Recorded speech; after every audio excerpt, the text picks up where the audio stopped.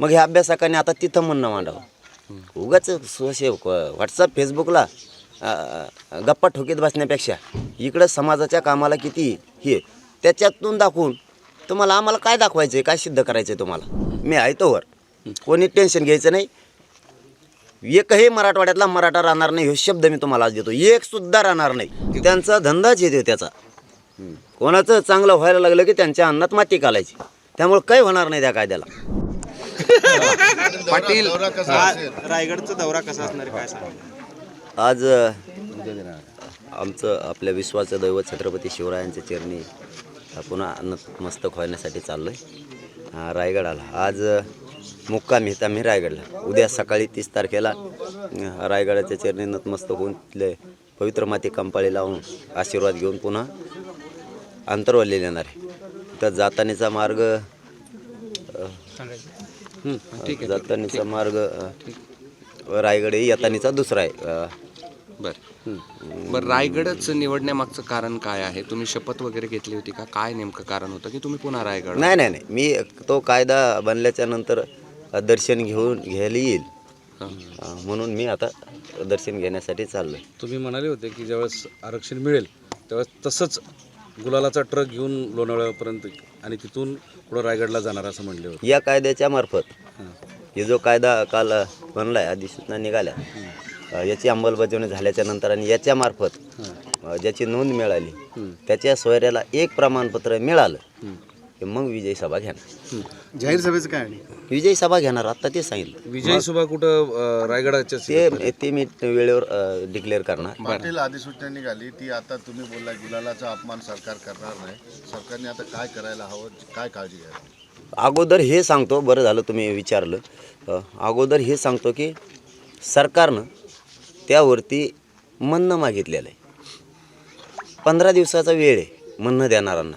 मराठ्यांच्या महाराष्ट्रातल्या बांधवांना सांगतोय, माझं असं म्हणणं आहे आणि विनंतीसुद्धा आहे सगळ्यांना, जे अभ्यासक आहेत आरक्षणाचे, जे तज्ज्ञ आहेत, ज्यांना आरक्षणाच्या कायद्याबद्दलची, घटनेच्या कायद्याबद्दलची माहिती आहे, घटना अभ्यासक आहेत आणि कायदा अभ्यासक आहेत, ज्यांना आरक्षणाच्या बाबतचे बारीक खचखाळगे माहिती आहेत, या सगळ्यांना विनंती की तुमचं म्हणणं तिथं मांडा. हा जो सगळ्या सोयऱ्यांचा आता कायदा बनतोय इथं तुमचं म्हणणं 15 दिवसात तिथं मांडा. सगळा सोयरा ह्यो फायनल शब्द आहे. ज्याची नोंद मिळाली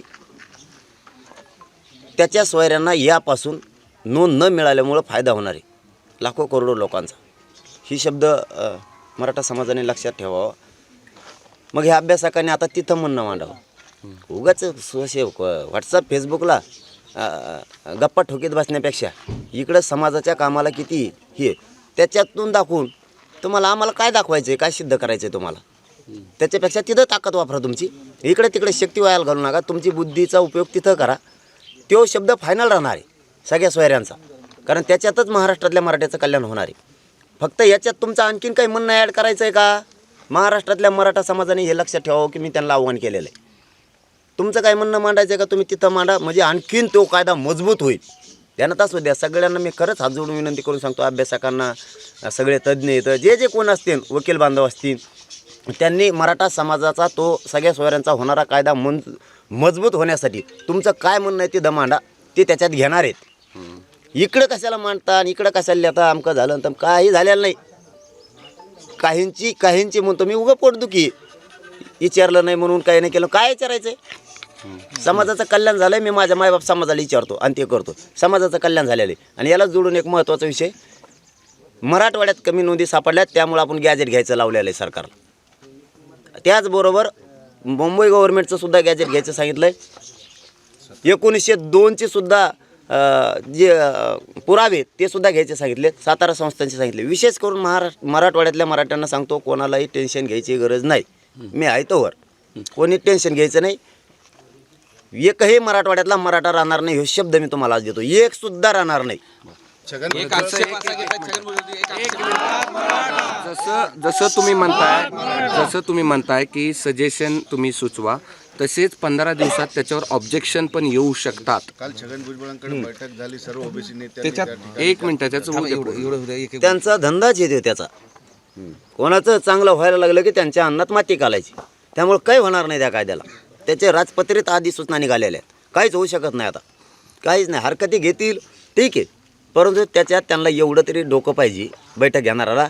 मराठ्यांची नियत चांगली आहे, त्याच्यात ओबीसी बांधवांचा सुद्धा फायदा झाला पाहिजे. त्यांच्या सगळ्या सोयऱ्यांना नसेल तर त्यामार्फत द्या.